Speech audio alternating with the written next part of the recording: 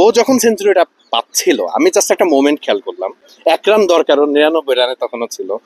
ও কিন্তু হাই পান না, এখন আপনি রিয়াকশন দেখাইতেছেন যে জাওয়াদ তখন 99 রানের মাথায়। এভাবেই তখন অপর প্রান্তে আজিজুল হাকিম তামিম সৃষ্টিকর্তাকে বারবার ডাকছিলেন, যেন সব থেকে বেশি নার্ভাস তিনি। জাওয়াদ তখন 99, একটা ডট বলেই নন স্ট্রাইক প্রান্তে থাকা তামিমের দিকে একটু তাকান। তিনি কতটা নার্ভাস, মাথায় হাত দিয়ে বারবার হাত এদিক ওদিক করছেন। ম্যাচ শেষে তামিম আর জাওয়াদের এই দৃশ্যগুলোই বলে দেয় বন্ধুত্ব কতটা দারুণ হতে পারে খেলার মাঠে। গল্পের শুরুটা এখানেই। 97 রানের মাথায় 2 রান নেন জাওয়াদ আবরারের রান তখন 99। নার্ভাস 99 বলে তো একটা কথা আছে, আর প্রথম সেঞ্চুরি বলে কথা।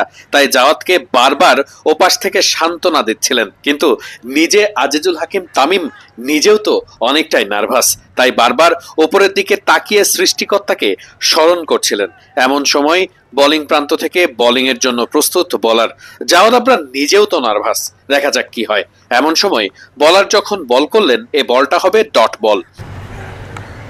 আর অমনি ডট বলে নিজেকে শান্ত রেখেছেন জাওয়াদ, কিন্তু দেখুন আজিজুল হাকিম তামিম যেন অস্থির হয়ে উঠেছেন। বন্ধুর সেঞ্চুরি দেখার অপেক্ষা কতটা তীব্র সেটা যেন এটা দেখলে স্পষ্ট বোঝা যায়। ছটফট করছিলেন তিনি। দুই বন্ধু আজকে খুব দারুণ একটা পার্টনারশিপ আমরা দেখলাম। আর নর্মালি তো যে হয় না, সেঞ্চুরির পরে তো অনেক কঠিন প্রশ্ন, ইন্টারভিউ, এরকম কোনো কিছু না। খুব সহজ করে যদি আমি বলি, ও যখন সেঞ্চুরিটা পাচ্ছিল আমি জাস্ট একটা মোমেন্ট খেয়াল করলাম, 1 রান দরকার, ওর 99 রানে তখনও ছিল। ও কিন্তু হাই পান না।